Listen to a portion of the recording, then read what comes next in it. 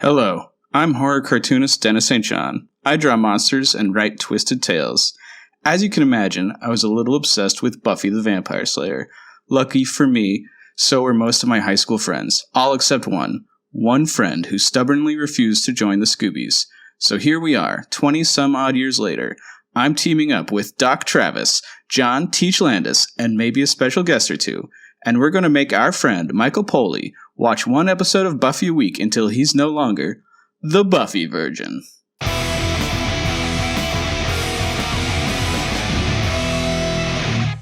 Welcome to Buffy Virgin, a spoiler-free Buffy the Vampire Slayer podcast. We're going to be talking about ignoring comfort with Season 5, Episode 9, Listening to Fears. That was me just doing an antonym search. I'm your host, monster expert Dennis St. John. Why don't you guys introduce yourself from least to most likely to argue predictions? Hi, my name is Travis. I'm on the Buffy cast a whole lot, and I love this episode. I thought it was great.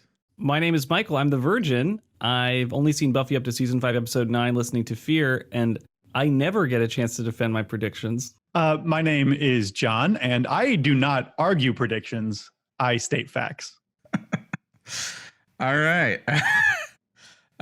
Let's get into reactions. We're going to do reactions this week to Season 5, Episode 4, Out of My Mind.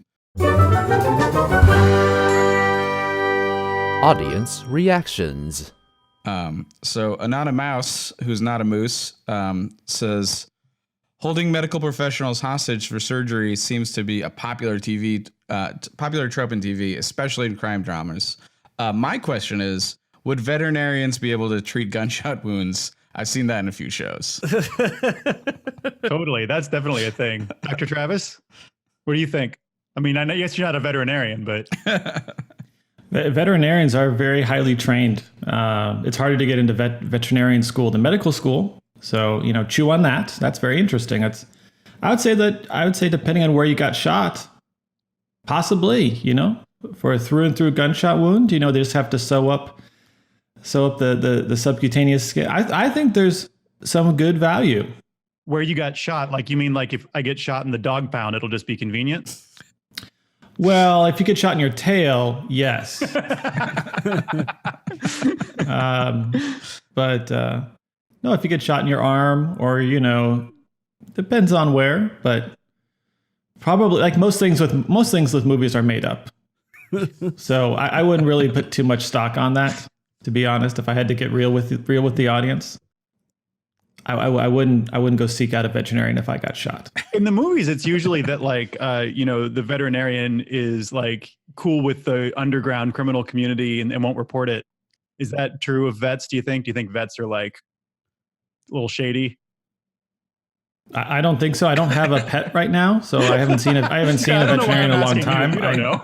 but I've never met a veterinarian that I thought was a criminal. So I think veterinarians are pretty nice people. Yeah, unlike John. Yeah, so if you're a veterinarian out there, don't ever treat John's gunshot wound. Because he's just going to gaslight you. And don't ever make a prediction around John either, because you're never going to get it back. Speaking of gunshot wounds, there are some open wounds this episode. Boom. So Rich Dingo Action says, dudes, I love your podcast, but I have to say the buffering cast is totally pwning the world in the interviews category. And they are. But then he was also very nice and was like, I still give you the edge over buffering cast in the graphic arts category. So those are my drawings he's talking about. So thank you, Rich. So those are the reactions this week. We are going to have like a ton more next week when we get to Season 5, Episode 5. 5 by 5. But for now, let's listen to the summary. The summary. Thrills, chills. A meteor crashes down in a small Southern California town. The local eccentric is the first to find it. Snot monster from space. It crawls on walls. It slimes. It smells. It's coming for the insane. Snot monster from space. The government men are hunting it, but will they get there in time? Snot monster from space! It's coming for your mother!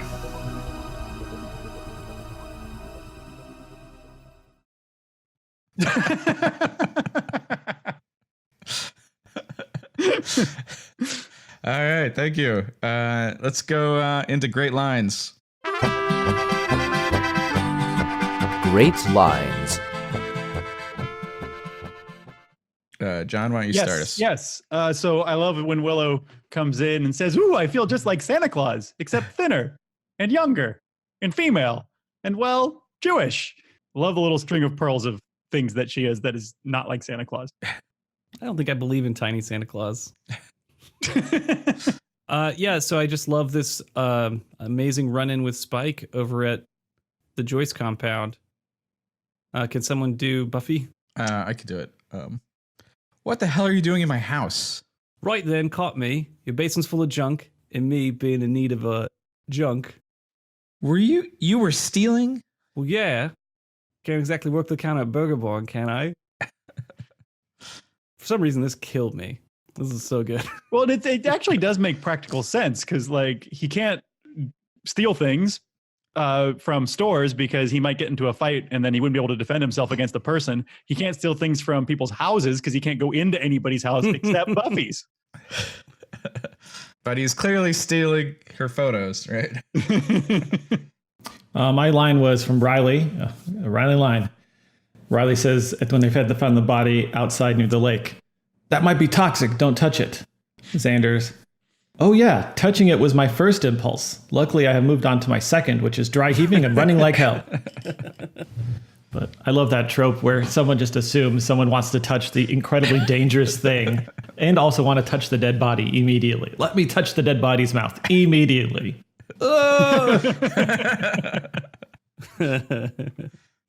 Yeah, I figure you have to say that in the ER all the time. Don't touch that.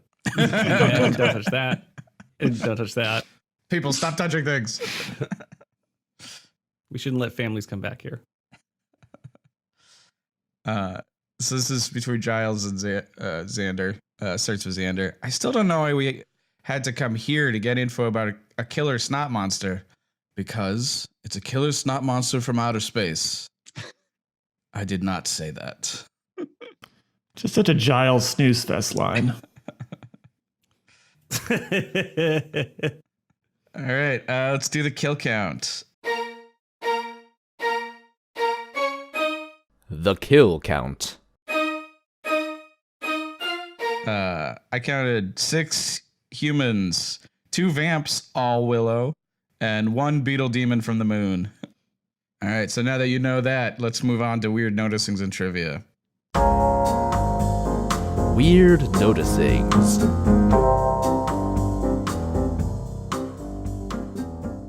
You already alluded to it, but I really love Badass Willow getting the stakes. And, like, even before Willow, like, called attention to it, the first time she staked somebody, I was taking notes. I was like, "Fuck yeah, Willow." And then she did it again. And I'm like, double fuck yeah, Willow. It was a super proud moment. Also, 2 very beefy vamps she staked. Those are stunt actresses right there. So yeah, I don't know if we want to talk about Riley. It was just like, oh yeah, like vamp says drugs. We get it. All right. I mean, I like it. It's a trope that's in a lot of other vampire stories. So usually it's a lot more glamorous. I mean, to be quite honest, like the way they're trying to make it seem like as if it's like a like an illicit addiction. Yeah, it's like a drug. vampire crack house. Yeah. But in reality, it wouldn't necessarily be that way. Like other shows have portrayed it in a much more glamorous, which is what it would be, right? Because being a vampire generally is glamorous, not that's the appeal. You got different levels of vampire class, and well, no, but in general, it's supposed to be glamorous and exciting, and it's not the way they present is different. Yeah, this ain't no Anne Rice situation. This is kind of grody. Speaking of super weird noticings though about that though, did everywhere in Sunnydale people are obsessed with the string cheese incident? There's just posters for the string cheese incident in every other shot. It's just a thing I can't help but notice watching in HD. But also on the vampire crack house, there are bunch of string cheese incident posters on the outside of the house.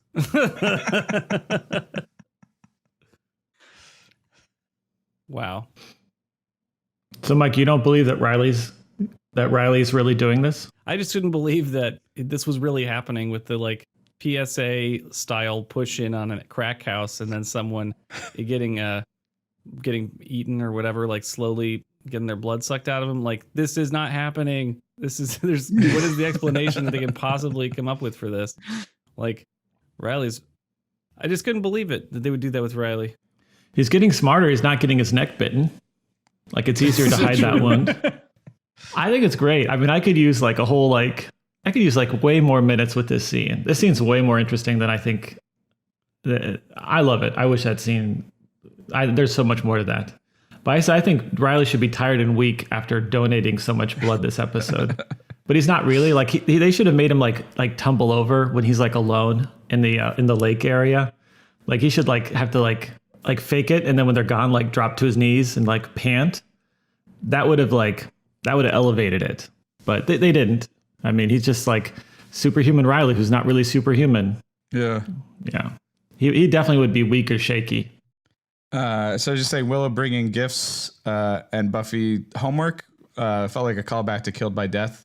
She brings the already completed homework to Buffy then. It's good to know Buffy's still allegedly in college. Like, it's the first we've heard about it, and I feel like forever. Yeah, since she moved out of the dorms, this is the first mentioning of it.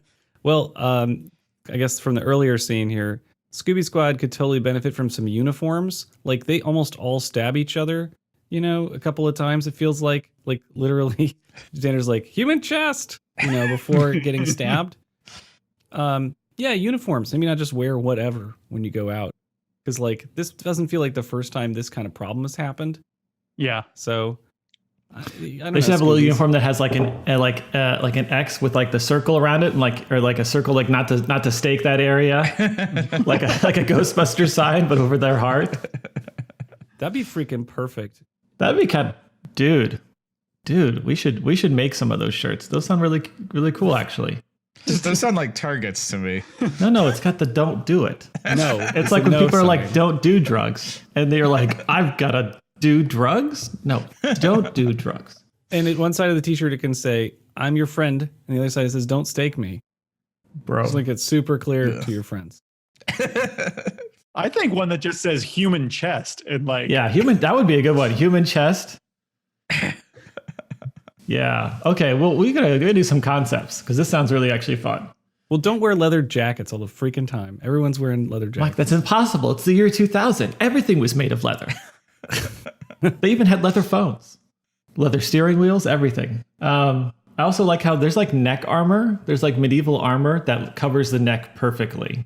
And they should, if they're going to wear uniforms, they should wear this metal armor around their neck so they don't get bit. Don't they do that in John Carpenter's Vampires?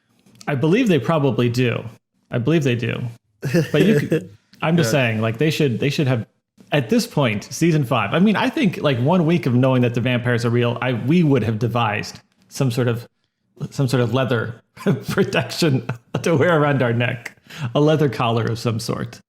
This is just the unfortunateness of like urban fantasy as a genre in general, where it's like they never treat supernatural as a part of the world. It's always this like crazy thing that happens. So it's like they don't take it seriously as an engineering problem. Well, there's never a need. Yeah, maybe I think that's not what the show is. That's a different show. It's like, dude, I was just watching Jurassic Park, and I swear to God, like if someone made dinosaurs, it would not be that hard to contain them. Just like build a goddamn steel wall with concrete. It's fine. You guys really take a lot of the fun out of these adventures. I want the Jurassic Park movie where nothing goes wrong and we just get to go to the park. Where it's just lost cell phones on rides and right, and it's about a mother and daughter just having a nice time. Yeah, getting overcharged for snacks, but then enjoying them, but really reconnecting after the divorce. Yeah. So John, I noticed that the cold drink machine is back. Yeah, it totally is. It totally fucking is. So I'm starting to develop a headcanon about cold drinks machine because Willow expresses this like, really sweet, like affection for the cold drinks machine at the end of high school. on her like last day at Sunnydale High. And then it reappears when she has like a crisis moment with Tara and they first hold hands, and then she reappears again here at another sort of crisis moment in the hospital. I think that that Willow is like subconsciously through her magical powers manifesting the cold drinks machine in places where she needs comfort. There's definitely no proof that that's wrong. Mike, make a prediction about this. How many more times are we going to see the cold drinks machine in Buffy? Well, the cold drinks machine has shown up in the high school and in the hospital. And the college. And the college dorms. And it's the same prop drink machine. Yeah. Right? It's the same one. It's a very distinctive one. It's not like it's an ordinary Coca-Cola machine that, you know, there's a million of. It's a very distinctive, sort of weird barrel themed cold drinks machine that says cold drinks. And it has things like grape as a button you can press. It's great. I mean, clearly, if I make a prediction about it, it'll be like the cold drinks machine will return. But I don't actually buy John's theory about Willow's You don't? it being a Well, don't include the latter half of that in the prediction. Just predict that it will return. Okay, this same cold drinks machine will appear in another episode. I honestly don't know if that's true or not. That's safe money. As far as I can tell, that's safe money. I don't know if this is the right way to phrase this, but the portrayal of mental illness in this episode, or of medical problems, is so good. I was blown away by Joyce, the actress plays Joyce's performance in this episode. It was really impactful, and I was surprised how much I cared about Joyce. And then when they switched between like a normal Joyce and then like a deranged Joyce, I don't know what you call it, like mentally unstable Joyce, you know, who's having these problems related to the tumor. It's like just wonderful anxiety, and they really do. The monster really works out so well with this. I mean, it's a very specific monster. I'd like to talk about the specificness of this monster at some point, but it's just so well done. And when they do the juxtaposition of Joyce and these scenarios, like you just really feel all the things. It's fantastic. It's not super well organized thought here. just that it's great. But it's weird to say like it's great when it's something that I think it's like a powerful trigger for a lot of people. Yeah, including me. This has been the episode I've been dreading, or one of the episodes I've been dreading. And yeah, Christine Sutherland's performance is really good, and I think they portray mental illness pretty accurately. Some aspects of mental illness, not all, obviously, but they don't treat it like cruelly or like as a punchline, you know. I did want to shout out that the doctors and everyone starts talking about the mental ward, and I was just like, a mental ward in a hospital in California? I don't think so. It's been my experience, my personal experience, that there's no like mental wards, like and from what I understand, and I'm not a historian or anything, but basically when Reagan was the governor of California, he like really like cut the budget and cut like any kind of like anything that would be like a mental ward in a hospital, and everyone, like, you know, anybody who would have been in one of those wards instead went homeless. So the most that they really do in California is like, if you're a danger to yourself or others, you get kind of locked up in the hospital for like 72 hours and get like an assessment. But most of the time they just kind of release you, unless like it takes a lot to get into any kind of system. And even then it's probably through a criminal system at first before you get into like any kind of like healthcare system. But like, there just wouldn't be like, oh, this person's crazy, put him in the mental ward. Like, that's, I mean, this is a TV show and you need the simplified stuff, but like, yeah, I wish there were mental wards. I don't know if Travis, you're actually the expert at you know, the medical stuff. I mean, there are some very, very small inpatient psychiatric units to some hospitals, and it's not common at all. They're very rare because they're not funded. You know, that's not a surprise to anyone on the podcast. Most people do not qualify for an inpatient psychiatric stay, although they would benefit. And so So that's real sad, and that's unfortunately the state of where we are. But so I think most of what you said is true. But Sunnydale has one. Well, they've got a zoo and an airport and a dock. It would be unusual if they lacked something that was super rare and unusual for any hospital ever. I mean, it is sort of a fantasy that mental illness has like a definable cause that you can blame. So that's a little not insensitive, but it's just a little that's like a real fantasy. Yeah. For most people. Who have friends or family that have mental illness, is that there is something that is the cause, or that they can blame or punish. It would be great to know if there's some magical cause, then there's a magical cure, and like exactly. if we could just stab the right thing, people would be healthy. If we could just get rid of glory, right? Yeah. Well, I'm so glad you mentioned that, because I do think that it's Joyce's performance that's great in this episode, and not the other mentally ill characters. Oh yeah, you can separate it. Yeah, there's a lot going on. I didn't even consider them as actors, which is my problem. When they do get home, and they're just the scenes where Buffy and Dawn are like trying to argue or reason with Joyce were like really painful for me to watch, because I've tried to do that when somebody has delusions, and I know now. So my advice for anyone who's experiencing this is like, who's going to experience this, keep this in mind. Like, when somebody's having a delusion, don't try to argue with it. Don't try to reason your way out.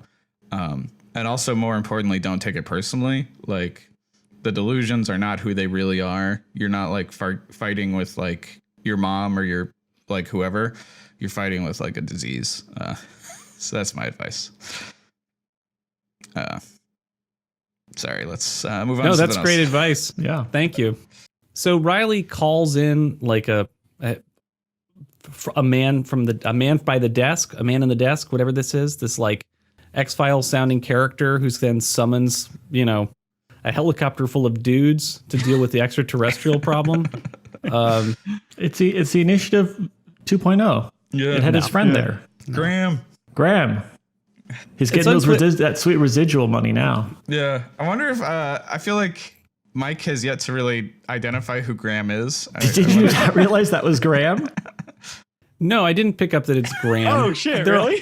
All the Initiative people are like, I connected with Forrest, and then Forrest is gone now. Yeah. Graham is the second Forrest. He's like one down the totem pole from Forrest in Riley's heart.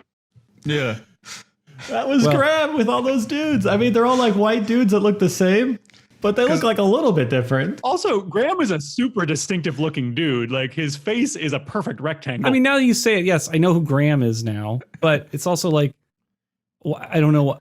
I don't understand what happened to all the Initiative guys post the Initiative getting it cleaned up or whatever, like the foul toilet that it was. Like, I don't know what the next steps are for these guys. And they never had the reunion that I wanted them to have, where they talked about what they're doing with their lives now. I just hear about it when Riley calls them, or Riley does something weird.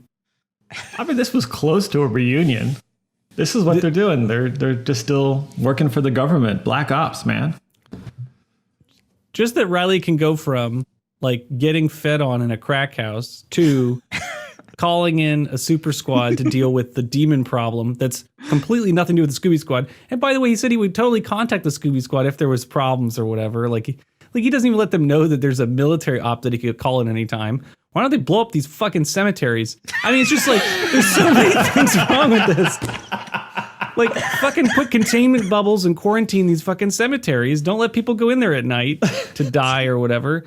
Call in a helicopter to just wait, whatever. This is this problem I'm telling you about the maladaptation of this universe, where you have supernatural things and then you only occasionally apply real world adaptations or solutions to these problems. And like, I don't know why it made me crazy this episode, but it did. I do like Buffy does, like, obviously she's in the middle of a ton of shit happening, but she doesn't even really acknowledge that like a bunch of military dudes are in her house now. She's just like, Riley, and like, I'm holding hands with Spike for some reason, and this is awkward. She's not like, you brought the fucking military to my house? I mean, you kind of expect the unexpected with that Riley as your boyfriend. He's gone from anarchy. What was he? He's like sad Riley to anarchy Riley, back to like Scooby Riley, and now he's back to like military Riley, or like fallen orders. This is Black Ops Riley. Black Ops Riley. I think this is Junkie Riley. Yeah, this is Junkie Riley. Junkie Riley comes with Black Ops cell phone. No, Junkie's not the right. That's not good to say. No, this is Troubled Riley. This is Troubled Riley. Not. I miss Anarchy Riley. Yeah. I like kind of Troubled Riley. I mean, I like Riley dealing with this vamp, like this vamp thing. I mean, I think that's just amazing. WTF Riley? What's going on? This character they could just do anything with, and they are doing that, which makes me feel like he's expendable. I'm sad about it. The other most unbelievable part of this episode was when Riley identifies the substance as a degenerating alkaloid substance and has a little glass vial to collect it. Where did that come from? Why is he suddenly CSI Riley? What's that? Yeah, and he knew the protein was breaking down or something. How does he? It like. We did not see the part where he's like putting these little thing in centrifuges or anything. Like literally nothing. I bet he has a secret fucking tricorder. Yeah, that's a total tricorder. I mean, I feel like he had a brainwash. They brainwashed knowledge into him. I don't think he actually could learn knowledge, but I think you could like brainwash him with knowledge, and then like he can accidentally recall it. But it's just like real intermittent. Like it's not a good brainwashing. Is this subterrestrial? How about extraterrestrial? Oh, so good. I mean, I was like, oh man, if only Joss Whedon could get his hands on the Alien franchise and make a really good. I was like, this is so good, but didn't happen. I guess. No. I thought you were don't knock Alien Resurrection. 4. It's good. No, I was referring to Alien Resurrection. I'm just pretending it didn't It's happen. good I movie. like that. I like the Gaslight Alien franchise. Oh, this is great. Okay, I think Dawn has a legitimate reason to be freaked out when 3 people, and then apparently Buffy also freaked out on her as well. I mean, like this poor girl's being gaslit by like the general public and her sister that she's not real. I think she has total reason. She's legitimately concerned. Well, only mentally ill people know the truth in this world. Oh my God. You don't take really much seriously from a 13-year-old. Like speaking as someone who works with them, like whatever their like perception on the world is, it's like 90% puberty in their brain and 10% actual existing phenomena in the real world. I want an example of that, John. I'm just saying, if 4 people tell you in very disturbing ways that you're not real, and one of those is your sister, your older sister, I think you have a legitimate right to be kind of freaked out about what's going on in your life. Yeah. I think Don's putting the pieces together okay. Yeah, Don's putting them together faster than anyone else in the Scooby Gang. That's true. Well, when Buffy goes to like get out of whatever the mess that Joyce's situation is to try and like just ignore it for a bit and puts on that generic, it's like a Spanish music station. What would you call that music? I think it's salsa, but I don't quote me on that. Well, I feel like they missed an opportunity. Should have played a little bit of this.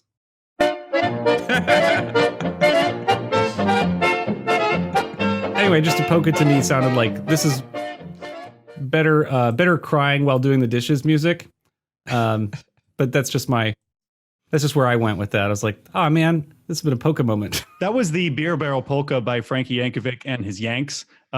Fun story. I used to date his second cousin. Please tell me what that means. So my previous girlfriend, you guys remember my previous girlfriend? She was his second cousin. No, first cousin twice removed. And she got a hold of one of his old accordions. I can't believe you let her go. I could talk about Frankie Yankovic all day, though. Well, welcome to the Polka podcast. Polka cast. Pokemon, yeah. Yeah, in all seriousness, that dishwashing scene is amazing. And I think that, the using the music backwards, like the sort of reverse pathetic fallacy, if that's a thing, of like, it makes the emotional like tone of the moment so much stronger because it feels, I don't know, that's what it feels like to be crying and doing the dishes. It doesn't feel like the world is like sympathizing with you. It feels like you're alone and the music is happy. Like it just works really well. And the fact that the music is like really obnoxious, I don't know, adds to it. And this is one of those moments where I remembered why I emotionally connected with the show so much in the first place in that scene. That shit is hardcore. Yeah.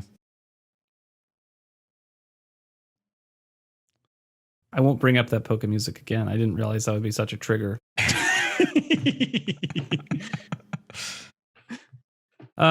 Holy shit, Ben the intern is up to some shit. Posing as an intern, he summoned the Queller demon. What the heck is going on? So this Queller demon that we haven't really talked much about is this creepy, like, slug insect monster that vomits up a goo on your face and then I guess eats you. And Ben summoned it, and they do this wonderful, like, you know, discussion of how the planets are involved and how a Queller demon, you know, is like involved in these like bursts of madness, and then I guess the madness is quelled because the Queller demon appears and then consumes or kills all of the insane people. But I don't know. But I don't understand the problem. So this is like a little Virgin prediction problem. So let me just get into it a little bit. So Ben has summoned a monster that kills mentally ill people to clean up Glory's mess, which means Glory is making these mentally ill people somehow. Now, I know the show doesn't believe that Glory is responsible for making Joyce mentally ill, but it does believe that Glory can create mental illness somehow. And that is crazy. But that Ben, the intern, is aware of that, works at a hospital, and then is like solving the problem. That this is apparently the cleanup pattern with Glory coming to town. So she has done this kind of thing in the past, but it's been hundreds of years or whatever. And this is the cleanup, is this slug demon eats people. It's like shoots in from space. Anyway, this is really weird. It's weird shit. I'm glad to see Ben get sacrificed in this way, as like he was kind of given bad advice, and then, you know, Travis was pointing this out, and it's like, oh yeah, because he's straight up evil as a character. I'm a little shocked to see that, but also kind of happy about it, because I'm like, this is bad advice. What is this character up to? Why is he always present? And what's he doing? Oh, he's this other double agent character that. It's weird because he's kind of a chill bro to be, at this point, you would think, hundreds of years old or eternal, just like Glory is. And then adopting this intern role like a Loki trickster. Mike, at what point did you realize Ben was going to be a more important character? Because, you know, it's weird to see recurring characters on Buffy. You know what I mean? Like, because we saw him in a bunch of different episodes. Yeah. At what point were you like, it's weird that I keep seeing this character? Oh, literally not until he was sitting in the front seat of the car with a guy with his face rotting, telling him to like that there was a problem or something. Drag! It's Drag! Isn't it Drag? I think it's Drag, yeah. Yeah, okay, Drag. I love that guy. Now I think Ben might be the big bad for this season. And that would be cool. But no faces on that, so I'm just going to put that over in predictions. I think the answer for how Glory causes the mental illness is actually answered in an episode you've watched, but you just need to rewatch it and understand the action reaction. I'll tell you what episode to rewatch, and you don't have to rewatch the whole episode. You just need to rewatch the first 10 minutes. Oh, I think I get it now. They showed it in the the last time, on Buffy kind of intro part. They showed a guy getting his brain maligned by Glory, but I just assumed those people were dead. I didn't even put it together. They're wandering around. Also, that because she did it, somehow the Queller demon can find them better. Whatever. I mean, that stuff's weird, but it's supernatural. This is what I hate about this show.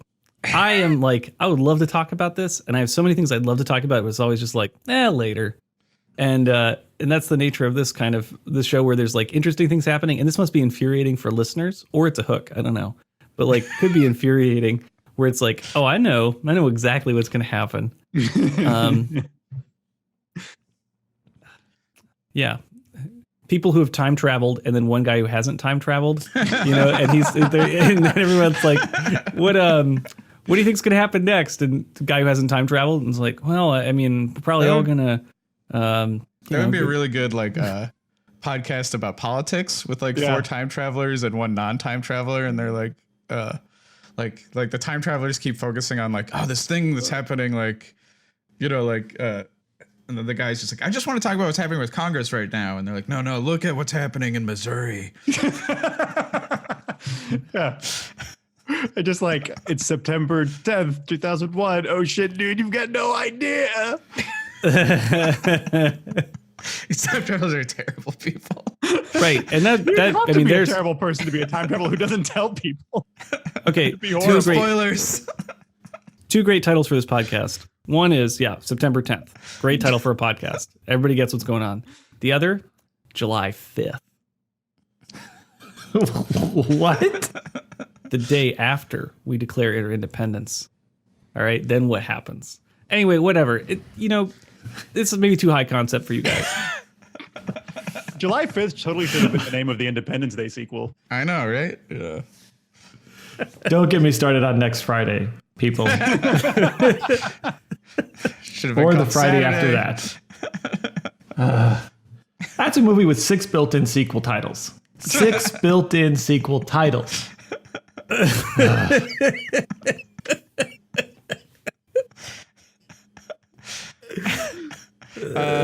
Let's move on to questions for the group. Questions for the group.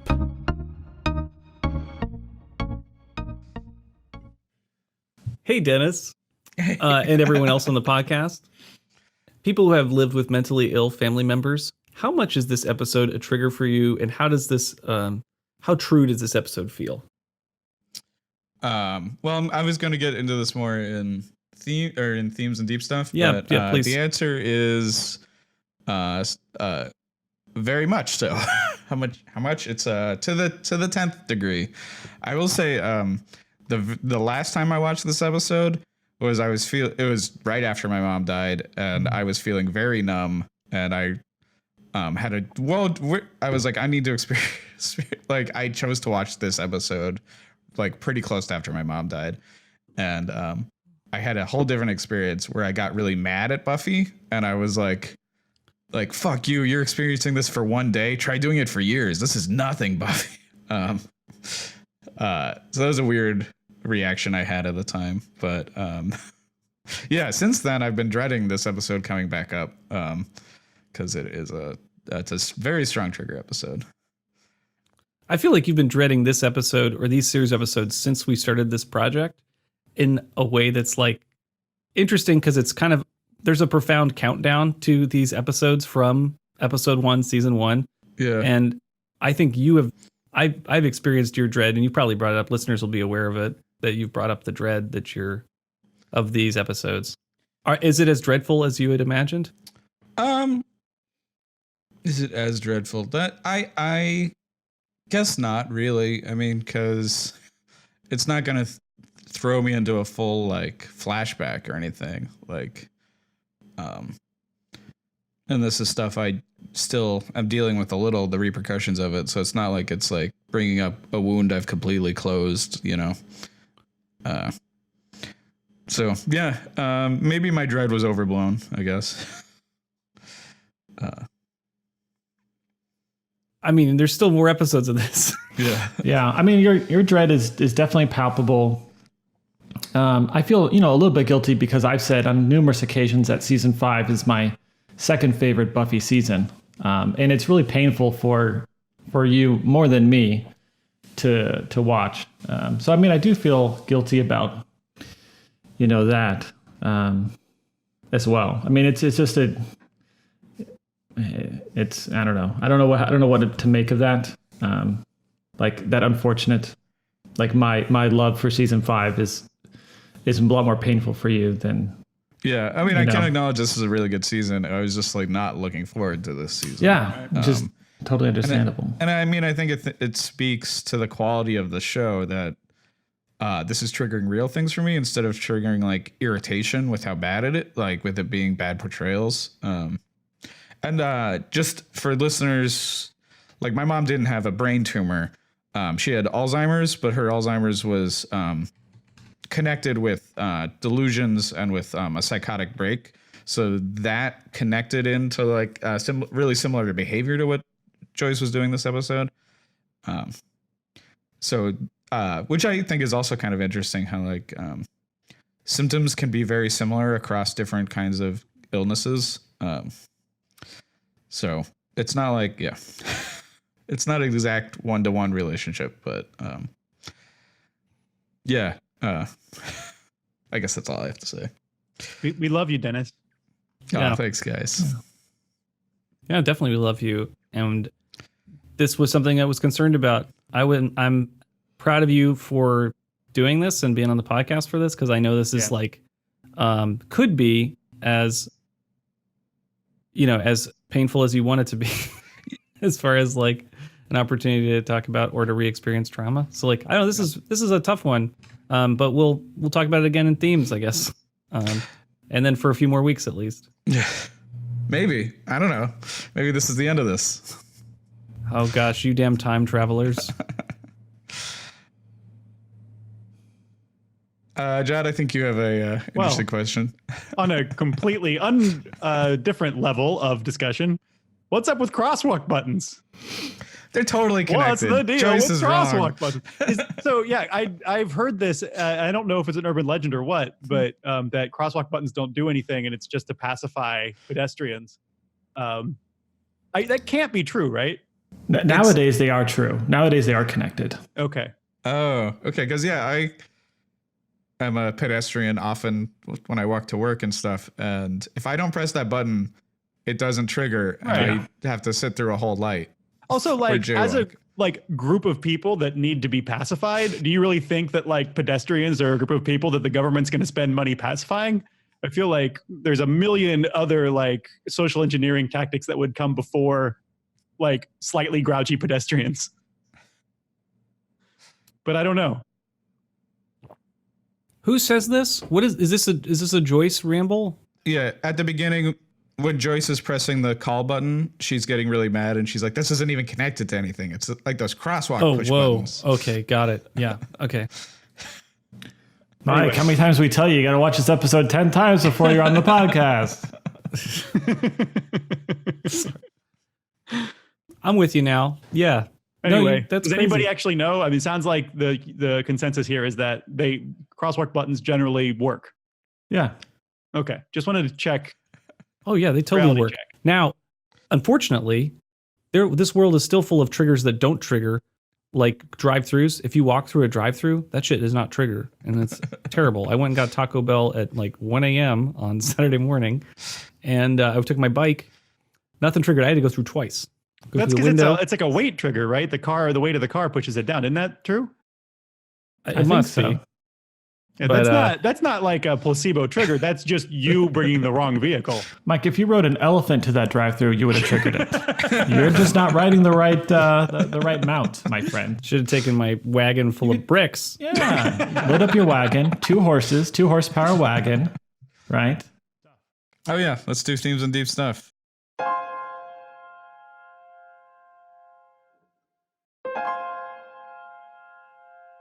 Deep stuff.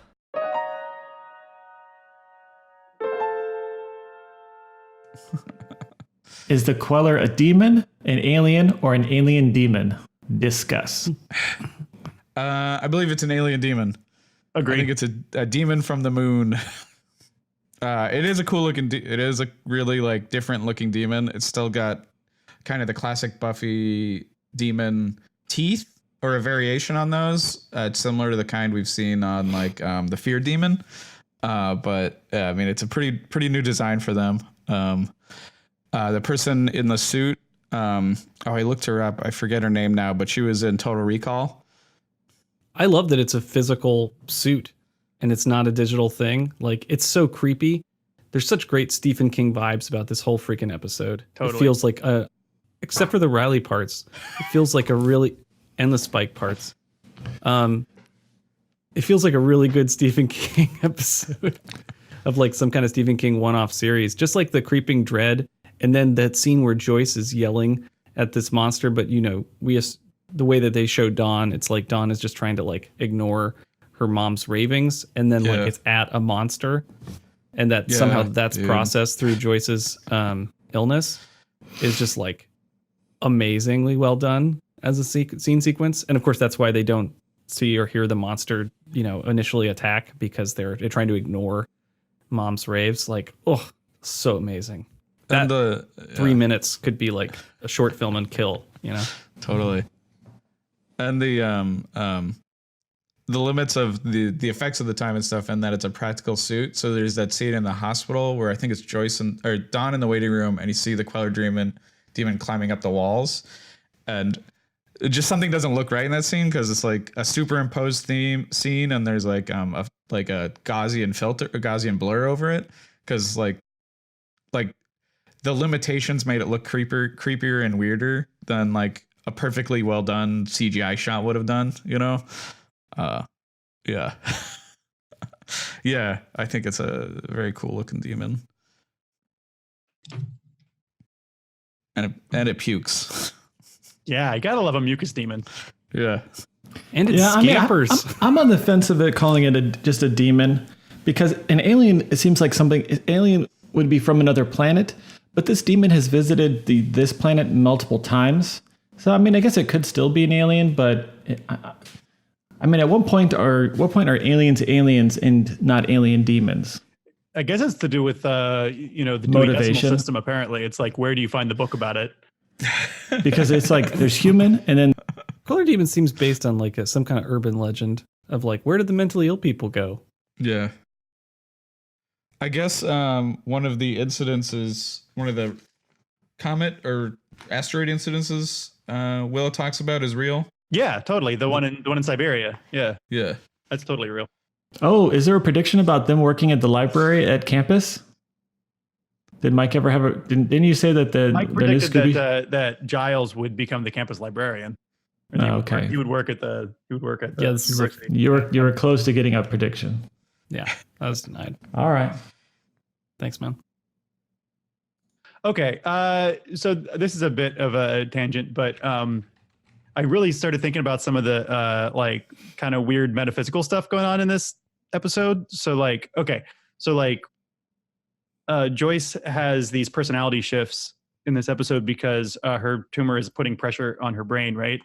And I think that like the normal way of understanding, I don't know, existence is that like your consciousness, your awareness, your consciousness is sort of built up from the physical existence of your brain, right? Like I feel like that's the normal secular way to think about it. What's going on? You know, just like the idea that like your brain is like a computer and it runs the software that is your consciousness, right?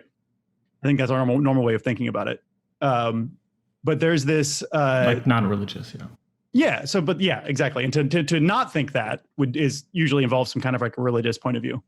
But there's this new sort of like newfangled contemporary philosophy concept that I think really ties into this episode really well, which is kind of like tries to bring back the idea that there's a physical sort of there's a physical sense to existence, a physical property of existence, and there's also a mental property to existence that would allow us to explain consciousness in a way that is not just sort of atoms bumping into each other.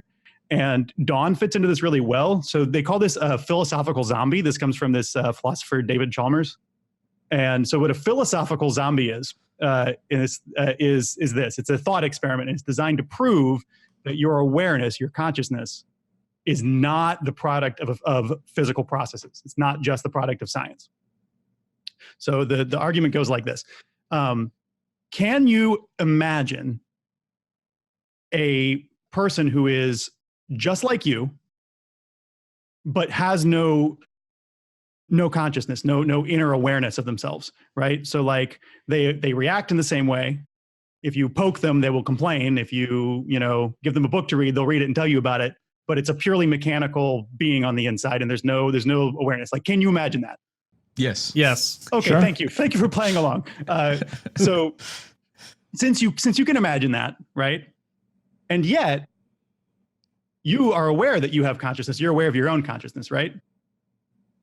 Yes. So the argument, as I understand it, goes something like this. And could you even imagine an entire planet Earth full of nothing but philosophical zombies who all bump into each other and say hi to each other and do the exact same things that are happening in our world, except they have no inner life? Only sometimes, but yes, I can imagine that. Okay. So the argument is basically that because you can imagine that, let me get this right, because you can imagine that, and yet you have consciousness, you are thereby admitting that consciousness is not tied to physical existence, right? That those things seem to exist separately. And so the argument sort of goes from there to try to like actually bring back some dualism, some of like the like Cartesian, like mind and body are actually separate. And this works really well for Dawn, right? Because she's a philosophical zombie. She's this thing that looks like a person, acts like a person, appears to have a subjectivity inside of her, but we can't really know. Anyway, that's what I was thinking. No, that's great. I love that for Dawn, because for the way I've been trying to make predictions about Dawn, I mean, I feel like I've started with the assumption that she is not a person. And I'm getting in myself all these weird headspaces about that, because this truly feels like someone has chosen a philosophical experiment when you bring this up, John, because it really is. Because like when Maya was on, E was like very interested in Dawn and said that it was a favorite character, right? And for me, I barely identify with Dawn as a real thing, because I just assume she'll be removed from the show, or that they'll just expose her as nothing. So I'm like not forming any attachments, versus people who have seen the show are like attached to Dawn. And like, I can't get attached because she doesn't have an inner consciousness and is a key. So I'm totally philosophically zombieing Dawn while everyone else is not. And that part feels crazy. Right. Well, it feels crazy to Dawn too, right? Like that's Dawn's moment of horror in this episode, is the idea that like, what she's specifically being told is that she lacks an inner subjectivity, right? She's like, you're a thing. You're not real. There's nobody in there, right? Is what people keep saying to her. And like, so that like, she's literally being objectified by the people around her, right? She's being treated as though she has no sort of like inner subjectivity. And that moment of horror of like, because I think there, and Buffy says that like when people lose their minds, they feel like they're the only thing that's real. Mm-hmm. And Dawn's experiencing the opposite of that. She feels like, it seems to everybody else that she's the only thing that's not real, because I guess she isn't for certain values of real. But also how great then is Joyce's moment of her decision that she makes when she realizes that Dawn may not be real, or may not be her daughter in the sense that she thought, but she chooses to love her anyway and gives Buffy marching orders to love her anyway. Yeah. Those are heavy marching orders, man. It's fucking great. And I think I'm going to bring those up later on in the season again for a specific argument. But yes, that's later. I'm aware. Yes. We're not going to be able to have that argument this episode. Not quite yet, but soon. Oh, is Dawn. Is Dawn Buffy's sister or not? Yes, is that the argument? Is Dawn Buffy's sister. We could just give up on that point. You're going to lose it, buddy. Whatever you predicted, you're going to lose it. Oh, because I'm one and they're two. All right. So I've already talked a lot this episode about my personal experience with this ep. I just wanted to say, so I'll just skim a lot of this, but say the part that like surprised me with how painful it was to watch was when Joyce clears up her mind and has like the moment where she's talking lucidly at the end to Buffy and says like, "Oh, my sweet brave Buffy, what would I do without you?" Like that was a surprisingly painful moment for me, because I never got that. I never got like mom coming out and being lucid after everything, So that was kind of a surprise for me. The stuff I was like expecting to be tough was tough, but the thing I had forgotten about was even tougher. So that's all I'm going to add more to this, I guess. So you guys want to do recommendations?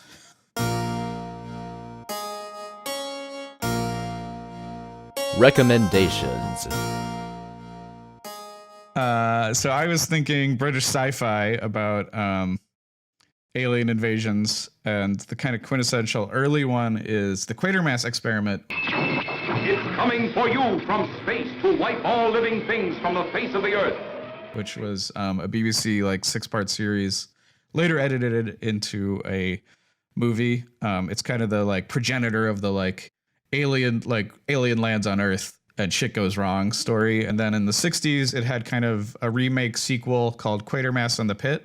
This character Quatermass, I think, is kind of like a British like he's kind of similar to like the adventuring doctor from like an Edgar Rice Burroughs story, but it's like a lot of it is like, instead of dealing with like just like this dinosaur that escapes and we have to fight it, it's like the aliens bring about like madness and philosophical terror questions, which fits. And so those are the sci-fi ones I'm going to recommend. Quatermass, the Quatermass Experiment, and Quatermass in the Pit. And I'm going to recommend Still Alice. I need to talk to you. I got something wrong with me. The Julianne Moore movie about Alzheimer's.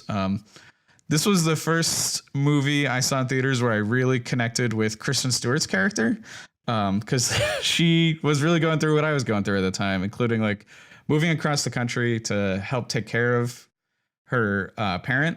And the parental care thing that she's doing is similar to what Buffy's doing here. And that part really struck me as real. So those are my recs. Let's move on to predictions.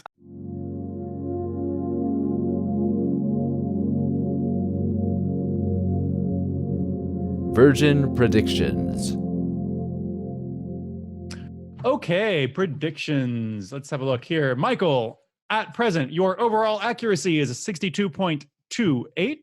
Your accuracy this season is a perfect 2/3, a 66.6 repeating. As far as taking care of some old predictions, one I kind of wanted to bring up is previous season, you predicted that former members of the initiative will form a support group. And we probably should have talked about this previously when they kind of like ambushed Riley on the basketball court. But now we also have Graham with his sort of like night ops team. Do you think that's kind of a support group? I mean, they're still hanging out in a way. Come on, it's not a hang zone. Nice. You're framing this like I'm a crazy person. I think it was a support group. So I thought I'd bring it up. More seriously, just a handful of episodes ago in season 5, episode 5, Michael, you predicted that Buffy will not tell Joyce that her memories of Dawn are false. And here we have, it literally happens. Yeah, Joyce gets it, and then Buffy confirms it for her. So I think we can go ahead and deny that one. I'm happy this was denied, by the way. I'm happy the show is moving past this concept, but I didn't know how they were going to play it. To be fair, Joyce knew that Dawn wasn't real. She just asked for confirmation. So it's not really the same thing as the prediction. True. What are the words of the prediction, John? Buffy will not tell Joyce that her memories of Dawn are false. To what degree? I don't know if I ask you if something is true and you confirm that it is true, are you telling me it's true, or you already know the answer? I'm not telling you anything. I mean, I feel like I made this bed. I'm torn on this. I'm torn on this one because I think like I felt this as a clear denial while watching the episode, but in the letter of the law, there is a legal loophole for tell versus confirm. So I think I can actually get this confirmed, but I don't want to because I think that's it creates a bad precedent. All right, I think this is a simple vote situation. I want to go last. Dennis, what's your vote?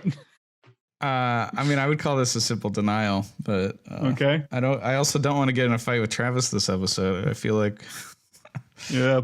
Travis, what's your vote? I'd confirm this. Okay. You know what? I think I'm going to have to vote confirm on this only because I feel like I have it coming.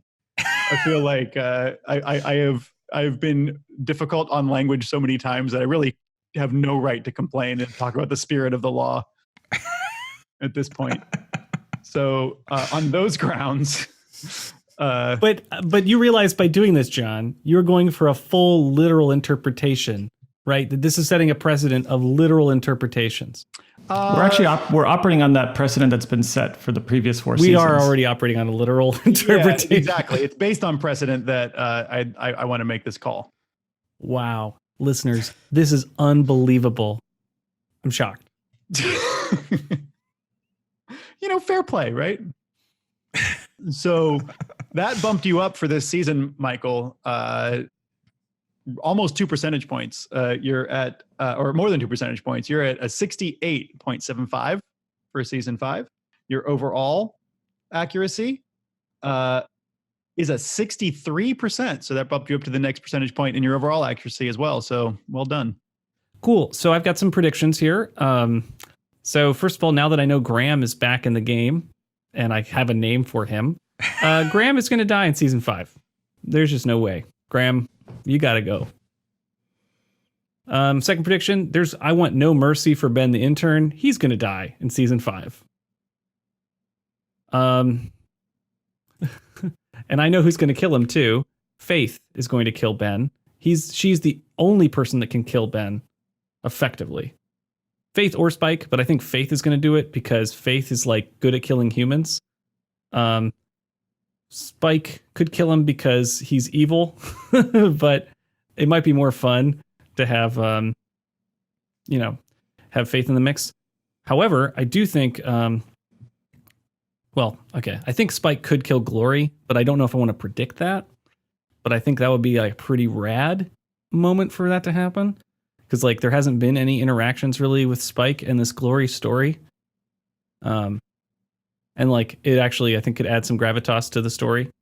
So I don't want to make too many predictions, but I'm going to go for it. Spike's going to kill Glory. Faith's going to kill Ben.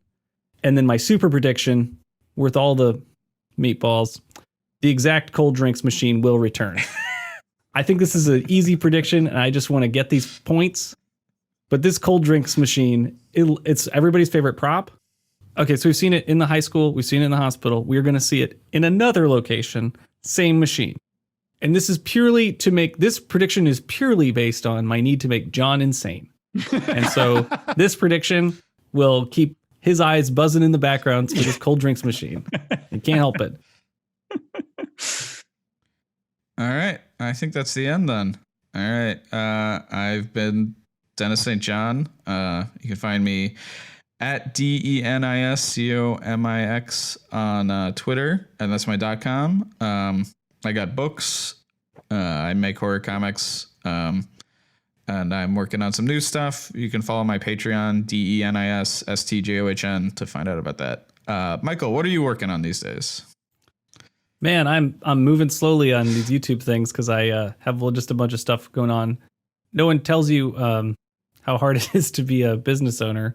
You just lose time for these things. But I'm still making an effort to do those things. Anyway, YouTube every now and then.